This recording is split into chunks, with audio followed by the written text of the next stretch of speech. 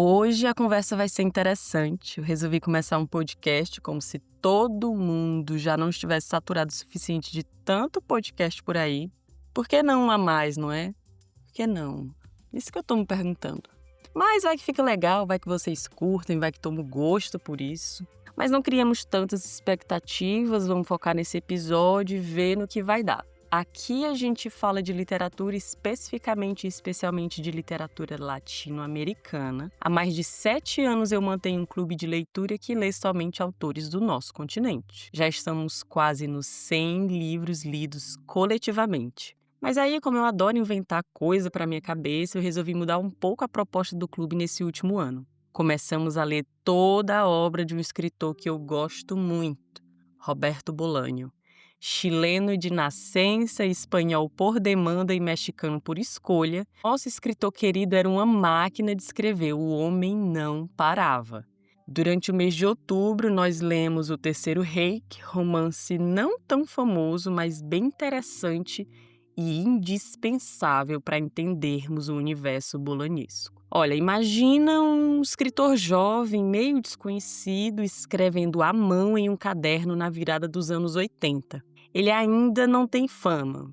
Vivia meio esculhambado financeiramente e emocionalmente. Esse escritor, claro, é o Roberto Bolanho, e o caderninho que ele estava preenchendo se tornou, anos e anos depois, O Terceiro Reich. Aqui é importante salientar que esse livro foi escrito no começo da carreira do autor, mas só lançado muitos anos depois. Por isso, ainda há aquele desejo febril e juvenil de controlar o que se escreve, de dominar e transformar técnicas.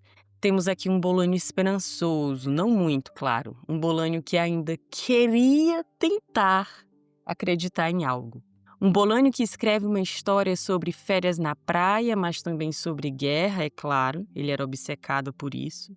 Sobre jogos, mas também sobre controle. O conhecido, o que a gente já sabe do Bolanho, chega quando percebemos que essa história, assim como quase todas as outras dele, relatam o que acontece quando a literatura se torna o próprio campo de batalha. Esse desejo de metaliteratura era latente em Bolanho e nunca o abandonou. Hoje a gente vai mergulhar nesse livro um pouco estranho, mas fascinante e, óbvio, cheio de ironia. Um texto que é ao mesmo tempo um ensaio disfarçado e uma confissão de artista, como quase todos os livros do Bolanho. Eu li o artigo do pesquisador Emílio Delgado Chavarria, chamado La Escritura como Actud, Roberto Bolanho contra el esprit de Serre.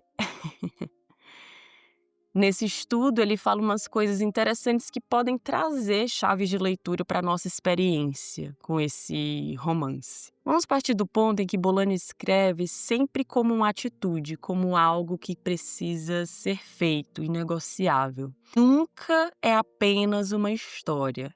É sempre, ou pelo menos quase sempre, uma postura diante do mundo.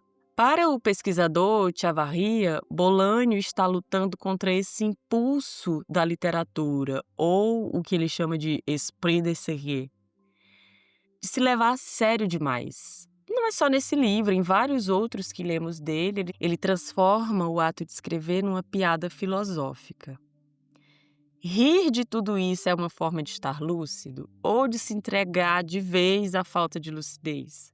O que vemos é que esse riso é perigoso, porque em Bolanho, a gente sabe, a ironia não serve para deixar a vida mais leve ou mais fácil. Estamos todos desesperados. E rir talvez não seja um remédio, nem melhor e nem pior. O protagonista, o do Berger, é um alemão de férias na Costa Brava. Ele escreve um diário, bebe, vai a festas e, nas horas vagas, joga um wargame chamado Terceiro Reich. Um jogo de tabuleiro que simula a Segunda Guerra Mundial. Super corriqueiro, a gente vê muito disso em Bolanho. O estranhamento, porque sempre tem um quê de estranhamento, surge em nós enquanto vamos conhecendo cada vez mais a vida do Udo. Uma vida controlada, tão medida e remediada que o jogo começa a substituir o mundo real. Ele passa a escrever sobre o jogo, a sonhar com o jogo, a viver dentro dele. O tabuleiro do Terceiro Reich se torna um simulacro, um espaço onde o real é substituído por sua representação. E aí, meus amigos, a gente não poderia chegar em outra conclusão. A guerra não é mais a guerra. É um espetáculo reproduzido, controlado, racional. E Udo se apaixona por essa ilusão. Aos poucos, o jogo deixa de ser metáfora. Chegando nesse ponto, eu acho que já podemos dar as boas-vindas para ele, Queimado. Aplausos. Um homem latino-americano com o corpo coberto de queimaduras que desafia Udo a jogar. O Queimado é como se fosse a Joyce Hasselman falando toque, toque, toque, Polícia Federal. Ele é a presença do real que não deixa o Udo descolar da realidade. Ele representa aquilo que o jogo tenta apagar: o corpo, a dor, a história concreta da violência. Enquanto o Udo move tanques no mapa, o Queimado não à toa carrega a guerra no corpo. Ele é a lembrança de que o sofrimento não fica só no campo do simbolismo, ele traz essa sensação de destruição inevitável.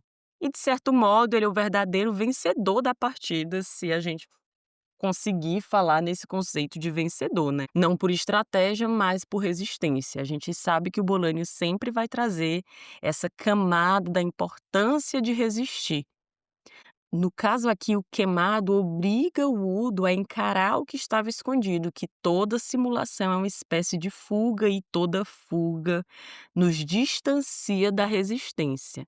Com o tempo, o Udo se afasta de tudo, da namorada, dos amigos, do trabalho, resta apenas o tabuleiro como representação de uma Europa em miniatura onde ele tenta refazer o destino. Vamos lembrar que esse é um dos primeiros livros do nosso querido autor. Ou seja, antes de 2666, antes dos Detetives Selvagens, ele já estava escrevendo sobre a obsessão, o isolamento, o fracasso, sobre esse negócio do escritor como jogador condenado a um jogo infinito. Nós sabemos que o Bolanho não busca a glória, ele está desacreditado demais em tudo. A essa altura do campeonato, ele busca a lucidez. Sua literatura é uma piada contada diante do abismo. Lembram do final de Estrela Distante? Do abismo e das vozes das crianças? É impressionante perceber como a obra dele está conectada, como ele perseguiu esses pesadelos que o assombravam livro após livro, página após página. É aí que a gente percebe que, no final das contas, o Terceiro Reich não é uma história sobre guerra, pelo menos não só. Podemos ler também como uma história sobre o que acontece quando a vida se torna um jogo de performance e representação. Nesse caso, especificamente, como a literatura ou a metaliteratura são capazes de resistir, de enfrentar e serem um ponto seguro de lucidez, seja lá o que vocês entendam por lucidez. O Udo perde, é claro. Felizmente, o Bolanho usa isso para nos mostrar que a escrita não é sobre vencer, mas sobre continuar movendo peças, mesmo quando tudo já parece perdido. Afinal, como o próprio Bolanho diz, o que importa não é a vitória, mas a elegância com que se perde. Aqui, no final das contas, a literatura é o único jogo em que perder pode ser também uma forma de vencer, talvez a única ou a mais bela, mesmo que fugaz.